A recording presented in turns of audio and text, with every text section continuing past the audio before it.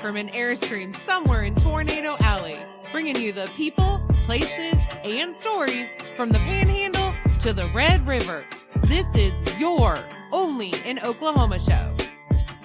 And welcome to the show. This time it's all about Broken Arrow. This go around in the Broken Arrow Community Playhouse. They have a production coming up tonight. And Harley had a chance to speak with the director, Breana McIntosh. I'm Brett. And I am Harley. So Harley, Yes. you had your first solo mission in a while. Yes. How does it feel? I feel good. Can you command an entire squadron all alone since you flew this one solo? Well, I had a good time. Would have been funner with the captain of the fun team. Well, you know, every great hero has those moments where they're flying the jet with one engine and they're down 2 machine guns. I knew you could do it. I knew you could do it. You didn't crash land or anything. So, yes, I'm happy with the end product.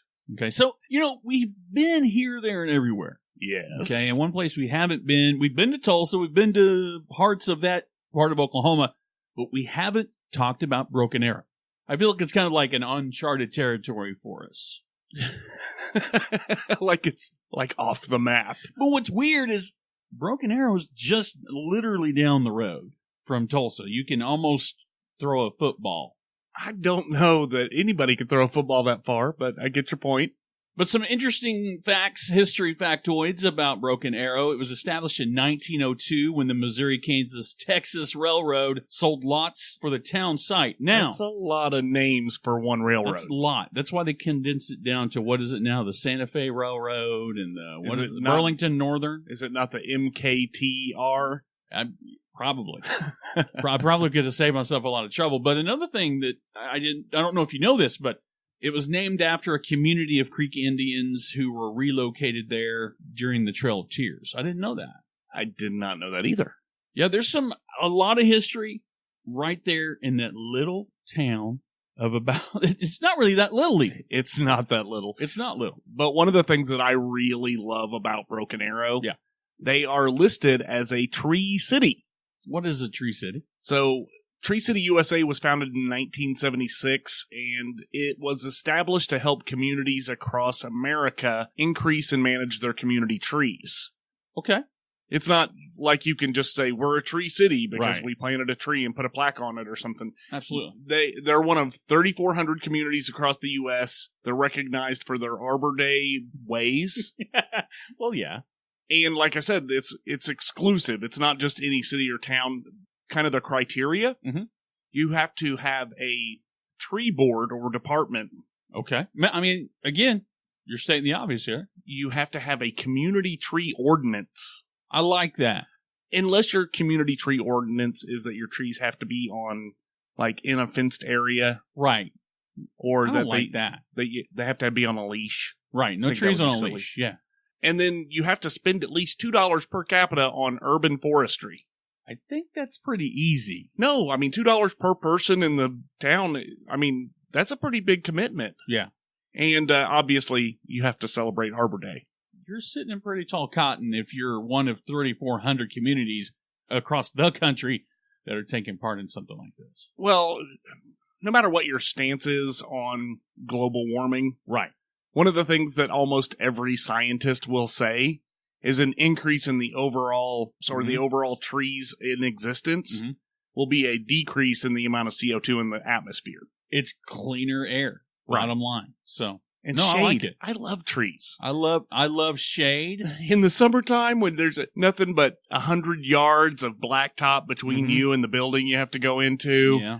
Just one shade tree. Just a little oasis of cool breeze. I like to sit in the shade. I do not like to cast shade. So, just know, I'm not going to cast any shade. So, since theater is kind of the overall theme, I mean, that's what we're talking about. That's the basis of the show. Did you know what? That Broadway film and TV star Kristen Chenoweth was from Broken Arrow? I did not. I also can't picture in my brain Kristen Chenoweth's face. If you've seen her, you'd know. She was in ABC's Descendants, RV with Robin Williams, and she played Rosetta in the Tinkerbell movie. Okay, I didn't see the Tinkerbell movie. I don't know what The Descendants is, and I don't recall Kristen Chenoweth from RB with Robin Williams. The Descendants was basically like the origin of the princesses and things like that. So there's like a young Maleficent Descendants. You've been watching way too much Disney Plus. I'm telling you, you got to get your $6.99 worth. Okay, no.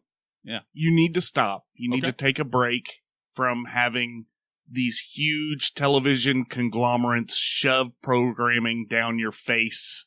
When they're not buying the show? No, just in general. I think today's interview is a perfect example of something that you could do other than watching lame reruns on Disney Plus. I mean, well, you know what that sounds like? A perfectly crafted segue for our next interview with Breana McIntosh with the Playhouse Theater. 6 goes into 7. 1 is... God, I'm so frustrated. I'm scared to death. I'm an independent contractor, and I don't want to get punched in the jimmy by the IRS. Brett, why don't you give our buddy Justin over at the Holiday Tax Group a call? One of their specialties is tax preparation and planning, and then on top of that, if you have a run-in with the IRS, they're going to have your back. Perfect, but how do I find them? You can reach them at HollidayTaxGroup.com, and if the independent contractor thing works out for you, they also do estate planning, so they got you back on that one as well. Oh, thank goodness. Thanks for the advice. That's HollidayTaxGroup.com. Holiday with 2 L's. Joining us to talk about the Playhouse Community Theater in Broken Arrow and Miracle in Medford that opens tonight is the director of the Playhouse Theater, Breana McIntosh. Welcome to the show, Breana. Thank you. I'm excited to be on here. Awesome. So the Broken Arrow Community Playhouse, you guys have a little bit of a milestone right now. It's 40 years. We're coming up. Yes, it's our 40th season, which is super exciting. I believe the Broken Arrow Community Playhouse is the first original community theater that was born in Broken Arrow. And so this is a huge year for us for sure. Now the Playhouse is a nonprofit volunteer run organization, is that correct? That is absolutely correct. It is run by a board of directors that's all volunteer that deeply care about the Community Playhouse and care about its roots. And they take part in making sure that certain directors are hired in order to progress their season, to make it successful. And then the directors from then on hire people and put on shows. And it's a really great time. It sounds like a great time. Now, if I'm not mistaken, you guys are right on Main Street? Right on Main Street. Yep. We're a little closer to 91st and Main rather than like right in the middle of Main Street, Broken Arrow. Got it. So we're actually really close to the Broken Arrow Theater that was just built a couple of years ago. So it's kind of catty corner to the Kristen Chenoweth Theater. One of the things that I've come across quite a bit in researching your upcoming show was that your theater kind of looks like a church. It does, yeah. It looks like a church, and what's actually really cool is it's connected with this retirement community center where people in their golden age, let's say, they get together and they play music, they learn dances, they do different kinds of like movement classes, and it's really cool. So we kind of partner with them on a few things, and it's really fun. I actually misunderstood. I thought at first it was like a retirement home, but it's actually a community center for people who are retired that come together and just dance together or learn new classes or whatever. And it's really cool to be connected with them. Sounds like a great use of the space. Obviously, you're not going to be using it all of the time. Speaking of that, though, tonight you do have your debut performance of Miracle in Bedford Falls. Can you tell us a little bit about that show? What we might expect? Absolutely. So Miracle in Bedford Falls is based off of It's a Wonderful Life story, which a lot of us grew up watching on television. It's the time period in which it takes place is just after World War II.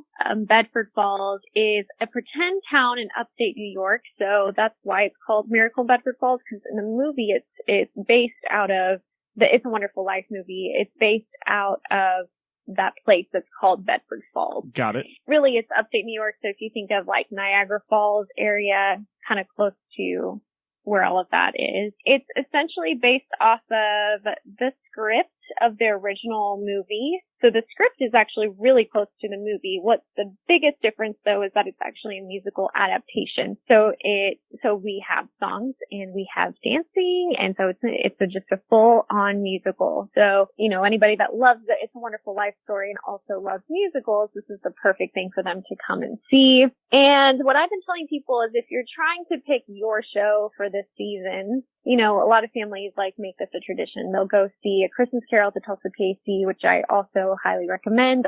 I personally have been in that one, and that's super fun. Mm-hmm. Or, whatever church programs or anything. A lot of people just kind of pick one or two shows to go to. What I would say for this show that makes it unique among a lot of others is that it really is a family show. It has all ages. Our cast itself has all ages. So I have kids that are 7 and I have adults that are 70 that are in the show. So we have moments that are great for kids, and we also have some really heartfelt, deep moments for adults to kind of resonate with this season. And what's really neat to me is that this is a community, the heart of the message of Miracle in Bedford Falls is all about community. It's not about doing life alone. It's about joining together as a family, and that kind of family aspect crosses all generations. And so I think a lot of people struggle with feeling alone during Christmas, and this is kind of a reminder that we aren't alone, because George Bailey tries to do everything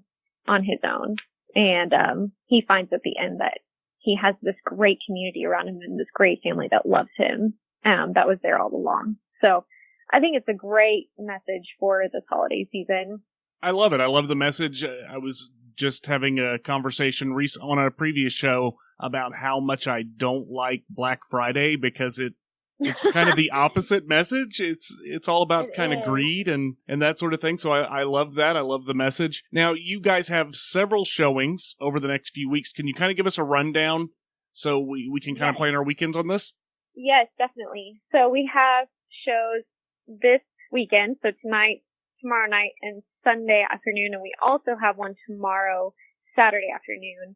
So there is a matinee. So then evening shows are going to be at 7:30, and the afternoon ones will be at 2. And then same thing for next weekend. So we have Friday night, Saturday night, both at 7:30, and then Saturday afternoon at 2, Sunday afternoon at 2. Okay, so it's this weekend and next weekend only. Prices seem to be very reasonably priced, especially for a nice night out. I think that the price range you guys are at seems to be super reasonable, so definitely no reason to slow people down. Now, for people that are wanting to attend, what's the best way for them to find out more about the show, the theater, or best way to get tickets?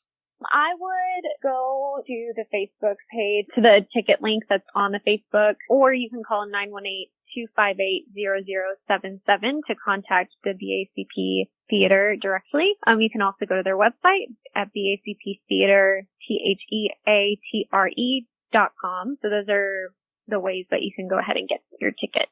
That's perfect. Breana, I want to thank you very much for coming on the show. It was a pleasure, and this sounds like a great time. Awesome. Thank you. I really appreciate it a lot. All right, Brett, that was my interview, the maiden voyage debut of the Harley Covington Only in Oklahoma podcast 2.0. So basically what I've determined is that you're not necessary. I have heard that. I have the passwords to all of everything, and I don't need you for interviews. I've learned that if I complain about social media one time, that I am immediately eliminated from being an admin. Oh, no, hang on. I got to make sure. I got to see if I've checked all of the boxes. Welcome to the show. How does that sound? Was that good? You're getting better. Okay. You're going to need me for a little bit longer. Okay, we'll keep you around for a bit. Okay, well, just saying. So what'd you think? I thought it was a great interview. I like what they're doing up there. I like what Broken Arrow, it's again, it almost sounds like a broken record. It's another community it's got something, a little bit of something for everybody. I agree with that. I also really like the idea of doing the Miracle in Bedford Falls storyline where it was the original script. Right. I think that's cool. Right, and then you just basically add the musical aspect to it. Right. I also like having the elders of the community are also involved, and they kind of share space with the theater. Some big doings up there. No, I agree. And I definitely think that everybody ought to go check it out. Price-wise for a night out? You looking for a little destination getaway? And if you're within striking distance, obviously you can get there tonight. You can get there tonight, and then you could spend time in Broken Arrow and in Tulsa. And in Claremore. And in Jinx. Jinx. Yeah, Jinx. It's right in there. Yeah. They're just right in that little cluster up there. Well, if you want to be in our little cluster, you can find us on the OnlyinOKShow.com website, which is basically, it's not a dating website. It's not. You can't find any dates. Except for the last show that you missed. A date with greatness. A date with greatness. This has been the Only in OK Show. I am Harley. And I'm Brett. And we're out.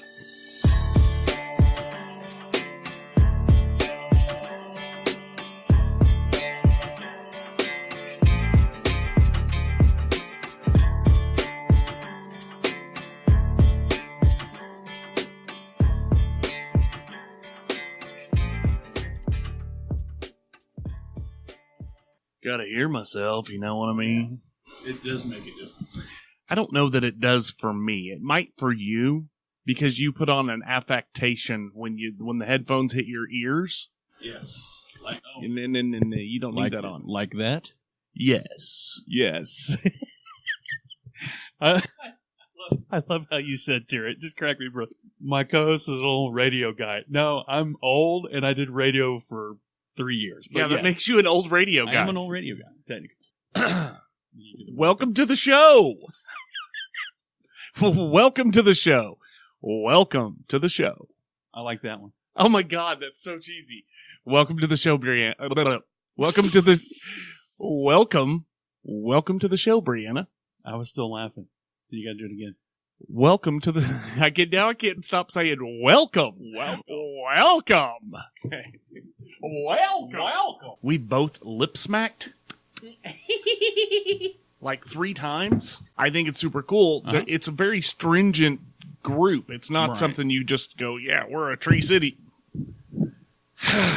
Literally, this is just like radio, where you sit down on Sunday and record all the music breaks, and you're like, coming up at noon. It's like midnight. Like at midnight 4 days before. I mean, I've done that. Coming up at the 7 o'clock hour, it's freaking 1 o'clock. Yeah. I don't like it. I don't like it. The only day I like is next Tuesday. What happens on Tuesday? It's 49 degrees for the high. What about all these 50s? I don't like it. Still not cold enough. It's 1 degree too warm. It's going to be a great show. Let's bring it. Okay.